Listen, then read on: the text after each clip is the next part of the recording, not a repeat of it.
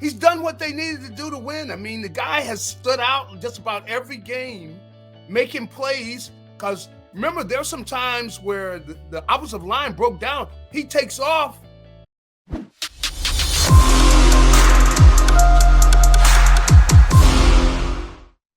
Dude, this is unbelievable how this NFC is shaping up here. It's really crazy how it's shaping up. Don't forget, Kurt Schilling. Okay? Xander said this, Wi-Fi went because of that cowboy helmet. Now, I'm going to show G-Cobb this. I'm going to get G-Cobb from Fox 29. And I got hey, so they made me take this thing off the wall here, G-Cobb. Steven, look at this. See, Steven sent me a helmet because I didn't have my helmet, and I told him that it had gotten stolen. So Shelby and them sent me a cowboy helmet, and they went like this. Could you please take that toilet off the wall? And I was like, wait a minute here, man. This is the brand. Look at it. I mean, they made me take it off the wall, dude. Yeah, well, I mean, that brings a lot of emotion out here in Philadelphia, man. The whole area. I mean, the people get crazy. They start seeing that star. So, I know I played for the Star and everything, but I have to be cool up here. I don't want to be kicking up no fire or nothing, Prior to you coming on. Yeah. So check this out. The Buccaneers and Brady lose to some dude I don't even know who the quarterback is in Carolina. Wow. Get this. The Rams aren't the same. Yeah. Green Bay loses to Washington. Yes. Is Jalen Hurts playing the best ball at quarterback in the NFC this year so far? I think when you look at it, I mean, who do you have that really can say that they played better than he has? I mean, and I know that he's run with the ball. He scored 6 touchdowns himself. He's done what they needed to do to win. I mean, the guy has stood out in just about every game, making plays. Because remember, there are some times where the offensive line broke down. He takes off. How many quarterbacks in the league could have taken off like he did? Make a guy miss, some of the runs he made down by the end zone. I mean, I'm not crazy about it because I don't want to see him get hurt. But come on, not everybody would have scored on those touchdowns he made. He made some great runs. He took some shots and got into the end zone. I mean, I got to give Jalen credit. I mean, hopefully he keeps playing like this. But, as for the most valuable player, because without Jalen Hurts, who knows? They're definitely not 6-0. I mean, they could be 3-3. I mean, for all that matters, because he's made plays for them when they needed it. If you look at the first game against the Lions, now Jalen, man, I can't say they're going to win that Gary, game. I think if you look at the first 6-7 games so far, he's the MVP of the NFC. I think he's the MVP of the NFC. You better believe it. That's what I see. And I didn't come in, throwing roses at his feet, he's a great. No, hey, I can deny. I'm sitting there watching the game. I'm going, man, look, that was a sack by most quarterbacks. Now, Jalen gets out of there, and he's making throws. He's getting the ball out of his hands. He's played outstanding. And the thing about it is, this is the thing that comes out. He could play better, and this team could play better because. You look at the strengths on this team, that offensive line, they get healthy and everything. I mean, that offensive line can take over a game. I mean, they've shown they can do that. You just look at the receivers. You got A.J. Brown. A lot of the guys, they don't even want to tackle the guy. A lot of corners. And so, he can beat them. He outmuscles them for the ball. So you got him, and then you got Devonta, Dallas Goedert. I mean, they got weapons. And the thing is, man, it's just going to come down to this, I think, for this team. They cannot lose that dog or whatever you want to call it, that fight. You got to be the momentum.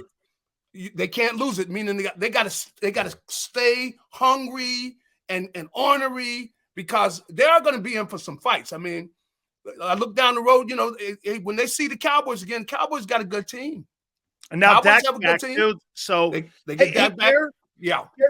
we'll get to the Cowboys in a second here. Do you think the bye's at the right time, or would you have liked to seen that bye a little later in the year, like maybe after week 10? You probably would. I don't know, because of their injuries, it's good to see them, get their line healthy, but you'd like to see it later. If you really think about it, you probably would like to see it later on where you take your breath almost halfway through and then, boom, then you finish up. But, they had it where they had it. They have got to stay hungry, meaning like they've got to be resilient, meaning like whatever anybody throws up, you got to be ready to react to it and do what you got to do to win. That's what they got to do because things going to happen. I mean, come on. In football, injuries are going to happen. It's not a matter of whether they're going to be injuries. There are going to be injuries. It's a matter of who's going to get hurt and how bad is it going to be. But you're going to have to be able to play through that. Now, they've already done that to an extent with their offensive line where, look, don't start crying. Get somebody in there and get in there and do your job. That's the way it's got to be. You can't go, oh, man, because if you do that now, you lost. Now you beat because you start feeling sorry for yourself. You don't have time to do that. And so they're going to have challenges through the season where other things are going to happen. But the thing they have is so many areas of their football team can take over the game. I mean, we saw the secondary do that. They've done that in a couple games where they're picking off passes, they're getting their hands on balls, they're locking down the other team's wideouts. They've shown they can do that. We saw the defensive line, and we need to hear from them some more. Where, hey, 6, 7 sacks, whatever, pressure on the quarterback, guys running for his life. That's what you got to be able to do that. And, the linebackers have been outstanding. They play very well. Where you're making plays, who knows who's going to have to do it. They're going to need times where they're going to have to stand up. And, of course, looking at the big stuff, you got to make plays when the games are on the line. And so far they've been able to do that, but they got a lot of tests ahead. Speaking of that, and you mentioned Dak, I mean, now Prescott's back. They win. Not too impressively. I thought maybe Detroit dropped the ball on the goal line. I mean, they were just all over the place, plus a lot of injuries. Swift was not in, and I get that conversation too. However, that defense is really good, and it's getting better and better under Dan Quinn, and they're using Michael Parsons to the best of their ability, and he's really wreaking havoc. I mean, is this going to be a different looking game when they play them again later in the year here? Well, you could see the, with some of the makeup of some of the guys that the Cowboys have. They got guys on that defense, they're fighters, man. So, they're going to show up ready to play. They're not going to be intimidated. So, they're going to have to play well, as we saw in the game where that game got close. But this is what the whole rest of the season is going to be about. And I would imagine that Green Bay and Tampa Bay are going to wake up or something, or somebody's going to wake up. And then also the team that I didn't even take seriously, the Giants. I mean, I see Daniel Jones throw passes. You're going like, are you kidding me? Did you see that pass? I mean, it was nowhere near the receiver, but he can run, and they fight, man. They got a good defense. And Saquon Barkley, I wouldn't want to be out there one-on-one. No, he's comeback player of the year. Gary, even Washington with Tyler Heineke, they're going to get Chase Young back. I mean, look, you're right. 3 teams might actually come out of the NFC East. You could be right. When it comes to the playoffs now. You are right. And, I was thinking with Taylor Heineke, the thing about him is personality. The guy's a fighter. The guy is a fighter. He's competitive. And so that kind of spreads to the team. The team picks up that personality of that quarterback. And Taylor Heineke, say what you want about him or whatever, he's a fighter. So they're going to be scrappy. They're not going to be rolling over. So they're going to have the work cut out for them. They're going to have some challenges, but this is part of what they're going to have to do. And once you start getting where you haven't been defeated yet, what teams start doing? They start circling stuff on their schedule. Oh, yeah. When do we play those guys? Because we don't do anything else. We want to knock those guys off. And that's what the Eagles are going to have to deal with. They're going to get a lot of teams. They're going to get their best punch. How about this, Gary? Do you think November 1st, you see Howie make a move? I mean, I threw out there Brian Burns, 24 years of age, Carolina. Looks like Carolina doesn't want to move the kid. Hell, there's even reports that somebody offered 2-1s for the guy. And I don't know why they would get rid of him. He's 24. He's a proven edge rusher. Yeah. But, you take the Washington game away, Gary. They're only on pace for just a couple more sacks than what they had a year ago. They're not really pressuring the quarterback. That's right. As they were a year ago. I mean, the Washington game kind of gives us a fool's gold on that. Do you think you could see him make a move by November 1? Well, I could see him doing something. I think that's the way Howie thinks. He always wants to improve the team. And you're right. I mean, they have definitely not been, consistent with the pass rush. And that's why, you give so much credit to the defensive backfield in that they were able to, shut down the Cowboys, even though they weren't really putting a consistent pressure on.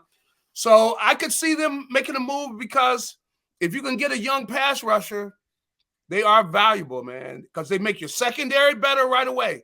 Because you got guys get to the quarterback and you need people coming off the corner. And they just have not been consistent. They have, you got that one game, you take that away, man. They're nowhere close. It's been pretty suspect. I want to throw some names at you, Gary. Here we are now, coming off the bye. Howie's built this great football team this year. There's a lot of depth on the team. Yep. There's a lot of guys with 1-year contracts. I'm going to throw a couple names at you. You tell me if you think they're back next year. Hargrave and Cox. Do you think they're back next year? And by the way, the reason I say this, do you start there? Yeah. Because if you're going to pay CJ, who I think is playing great ball, you're going to offer Bradbury. The market value is 17 and 17 for a cornerback and a cover corner. Eagles will probably try to label CJ a safety, which will be less, but he'll want more because he's a free agent at the end of this year. Are you going to pay $51 million and 3 defensive backs? So before we go into like those two guys up front, Slay 17, Bradbury 17, CJ 17. Boy, I'll tell you what, let's start from there and go up front. Do you think Hargrave and Fletcher are back? And do you agree with my assessment on those 3 guys and how we would want to bring them guys back? I think that secondary is special. So I do think I do too. I think he's going to try to do that. I don't think those guys up front, I just don't see them being back. No, especially the money they're making. I don't see dominant $30 million tied up in them 2 dudes. No way they can pay them. No way. And and they got some top picks. So you already know that, and some of the young kids, they might look at them and think, I haven't really, been closely watching, some of the youngsters that are backing them up, but I haven't seen it out of Fletcher and Hargrave, consistency, the kind of dominant play you want to see. So especially, the money they're making. I mean, they're making money like you got, when fever pass rush, and they don't have it. They haven't shown that yet. So I don't really think Fletcher's played that well. I can't see him being back. I thought he's played good in spurts, but I said you're not going to get Fletcher Cox 2017. All right, let me ask you this. Yeah. Which one do you want to bring back? Kaiser White or TJ Edwards? Woo! Because look at the money, right? Look at the money in the secondary. Yeah. Then we haven't even got to Hurts yet. Yeah, I tell you, boy, when you think about that, I mean, I like Edwards. I mean, Edwards is just a good football player. He might not test where he's running on, 4-5, whatever. He's good. He's good pass coverage guy. He makes plays there. So I think I would have to say he's the most important guy. Now, so I would probably go with him. But, White, when it comes to pass coverage, he was a safety, and you can see it because he reads things very well. He reads routes, and before the quarterback he's taken it away from him, and he's caused some big plays. So he is a very good player that they brought in, and then just being around all those guys going in the locker room. The great thing they did is they got guys that are mature. They're not here. They're here to have a good time winning. They're not here to just play around, whatever. No, they didn't bring in any guys like the, I guess CJ's got some of that, but he too. These guys are serious about football. All of them. I mean, you can see these guys are pros, meaning like they're studying. You see him in the locker room talking about, I'm walking by there, and I'm listening to him talking about what this guy's doing when he comes here. This guy comes in motion. Think about this. They're talking, and you can see you got mature guys there with White, Blackberry. I don't know if I've seen Blackberry maybe smile 3 times. Dude is football, man, and he's serious and very professional, and they're smart, and I can see the way they play. Smart players, and that's good for young players because they realize, look, this is not a hobby. It's not a hobby, kid. Serious. Be ready to play. Be ready to do your job on Sunday, and that permeates around the team, and that's why they had. Been able to find different ways to win because they got that kind of atmosphere around the football team. Hey, Gary, have you been happy or not happy with the play of quarter pounder Davis? Oh, well, I've seen him coming on. I've seen good things, and I've seen things that weren't so good. Hey, Gary, I'm happy what I see. I see him getting better. The reason he's not on the field is because he's not in shape. Dude, 6 games in. Yeah, come on. We can't have a Zion Williamson here. You're right. Lay off the Happy Meals. Yeah, he I would like to see him out there more. But I've seen him, be dominant, because that's what the thing you want him to do is you want him to go out there and dominate while he's out there. So I have seen him coming on, but I want to see more, and I think he's capable of more. He's shown us. You see the potential there, because the thing you do see is that at times you see him just dominate a center. They put him on the center. He just throw the guy around like a rag doll. He does.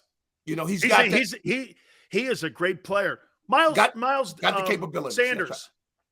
Do they bring him back? He's on pace for 1430 right now. And he's been a silent assassin in the NFL when it comes to running the ball. Do you think Howie lets that guy, he's a free agent as soon as the year's over, you think they let him walk through the door? I think they'll make him an offer, but I don't know that he's going to sign it. I don't know that they're able to keep him because I don't know how much money they're going to be willing to pay the running back position, because you can't pay everybody. No. And I don't. We haven't even got to what they're going to do with Jalen in the offseason. That's why I don't see how you could pay you can't pay a running back, because you're invested in that line. You got to have offensive linemen. You can't play around there. But if you have quality offensive linemen and you got a quality quarterback, you can't pay your running back. You can't afford to pay the running back. Running back is going to benefit from that line in front of him. But I don't know they're going to be able to pay Miles. And I think Miles was going to get paid, because if he keeps playing like he's playing, he is going to have big numbers. And the kid is talented. I mean, absolutely. Durability has been his only issue. That's right. Finally here, for you, you mentioned offensive line is going to be essential here. Yep. Do you think they let Andre Dillard and Isaac Seumalo walk out the door? Or do you think that they tried to do something? Because as we know, Gary, I know that you've seen this, because I talked to Barrett about this last week. Mm-hmm. I've never seen more bad offensive line play in my life in the NFL than this year. Yeah, it is terrible across the league, and the Eagles are the premier place to get your graduate students from University of Stoutland. I mean, this guy's put this thing together, and he's got depth. Yep. Do you think the Eagles will rely on Jeff to find more guys and replace? Or do you think that they keep these guys somehow, because they'll be hot assets on the open market? I don't see how they can keep all of them. Yeah, I think they're going to have to let some of them walk, because and knowing that he's there, and knowing that they, you know how they lean on a guy if they see the ability that he can take guys and mold them into players, and so I think that they will let some of those guys. Yeah, they're going to walk, because I think they'll get good offers from other places. And the Eagles, they just cannot. They can't sign all these guys. Dude, they look got how many guys. Gary, but look at the team. Look how many new faces. I know. could potentially be on this football team next year. Yep. When we're talking about all these free agents. And hey, one more though with Jalen. Now they get a chance to address it. If you're looking at how you're going to structure a deal and where you're going to come in around, I mean, to me, he's not Josh Allen. He's not Patrick Mahomes. You're never going to see 475 yards passing out of this guy. You're just not. What's the metric if you're Howie and the owner? Because you don't want to insult the guy. He is represented by Clutch Sports too. That's Maverick Carter and them guys. Yeah. What do you look at when you see Jalen Hurts? Do you see $45 million a year? I don't. I don't necessarily see that. He has been very important to this team. Totally. When you talk MVP and things, I mean, yes. So they got to talk to him and, they're going to have to do a good job working it out and he's going to have to be wanting to be here. But I don't see 45. When you give him working like up to this 40. More guaranteed, Gary, like instead of $45 million over 5, where 120 is guaranteed, you come to him and you go, here's $100 million over 3. And in today's NFL, I'd want short-term deals because the market's going to change like the interest rate changes. And can you imagine a kid at 27 working on his second deal? And if he happens to live up to it, dude, there's going to be an open checkbook for the kid. Well, the thing that really is, if he wants to go hardcore, he could go hardcore. I mean, I hope that's not what it gets into. And I hope that he steps in and says, hey, man, I want to be here. I want to be here. So I believe in, give these guys somewhat of a discount. But if he would go hardcore, boy, I tell you, it would really be tough. It really be tough because they cannot let him walk. The way because they see the way his work habits are and everything. Kid's just going to get better and better and better because he's seeing the field quicker and things. Because that's really, I think, the most important part when it comes to quarterbacking is to see. You can see what these guys are in. Immediately, you look up, you see the coverage. You're able to recognize it very quickly. You see him getting better and better at that because as time goes on, he's not going to be running as much. He's going to run less and throw more. But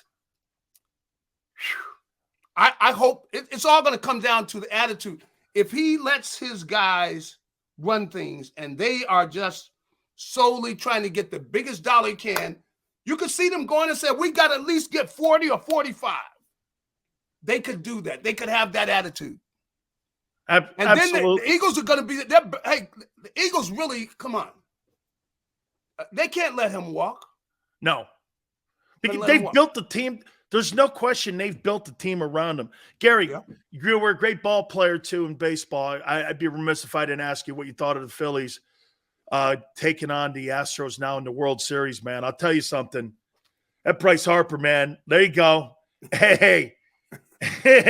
Yeah, hey, I mean, I couldn't help it, man. You just, the way these guys have played, man, there's a confidence and a focus that they're playing with. And, every game you see the way they come out right away and they jump, offensively, the way they're swinging the bats and the focus. That's the thing is, you got to be able to concentrate.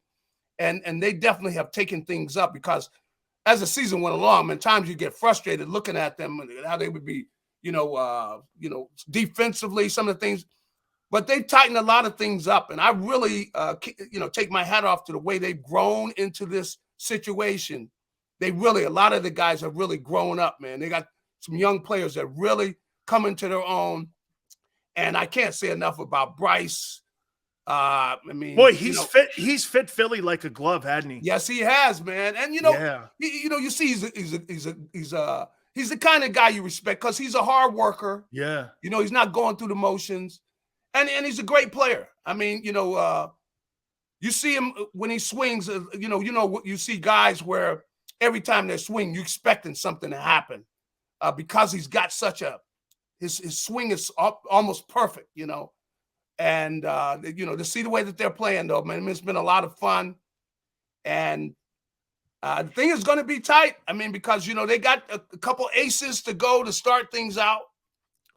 Astros, man, the Astros are tough, though, man. They haven't lost a game in the postseason yet, and they destroyed the Yankees. Yeah, and they got all the depth. I mean, these guys coming out of the bullpen they got, and you know that World Series for the fourth time in 6 years, Gary. I mean, like I said, it's going to be tough. They're going to take – it's going to have to be where they benefit from this crowd here, because when they come to Philly, man, this thing is just so crazy playing games here that you just hope the crowd and all the enthusiasm will take them over the top, because I think they're definitely getting a lot out of all the games they play here. So hopefully they find a way, because they got their work cut out for them, because, you know, Houston's a great team. This is going to be absolutely a great October and November. That's the reason they play. All those guys, when they were little guys playing, this is what they were dreaming of. Yeah. And a lot of the young kids, they get to the majors, and all of a sudden, you know, they're in the World Series. They're going to think it's like this every year. It's not like this every year, kid. Gary, thank you, brother. I appreciate it, my friend. All right, have a good one. You got it. Fox 29's Garry Cobb, the legendary Garry Cobb. What a baseball player he was, too, when he was younger, man. Gary could have played professional baseball, too, if he felt like it, man. What a great, great athlete he was. By the way, don't forget, we will have Curt Schilling, the NLCS most valuable player for the Phillies in 1993, and the 2001 World Series most valuable player, will join us at 4:30 and get his thoughts on the Phillies making it all the way to the World Series to take on the Houston Astros, too. Don't forget our friends at Morgan & Morgan, where the fee is free. You go to Morgan & Morgan if you're hurt or injured on a job, because they will take care of you like no other. Last 30 years, Morgan & Morgan has protected clients to the tune of $13.5 billion. With over 800 attorneys and offices in Philly, New York, and in Florida, Morgan & Morgan is the biggest firm in the country, ready to back you and your family. Call them at 800-512-1600. That's 800-512-1600. The call is free. The consultation's free. And when you call Morgan & Morgan, do me a favor, tell them Big Sil sent you. I'm John Morgan of Morgan & Morgan. When you're hit from behind in a car crash, the insurance company may try to say, you can't possibly be hurt. It was only a few miles an hour. It's simply not true. You see, here's the thing. Getting hit at 10 miles per hour is like falling off of this. 15 miles per hour, like this. And only 25 miles per hour, this. Injured, dial pound law. There's only one Morgan & Morgan.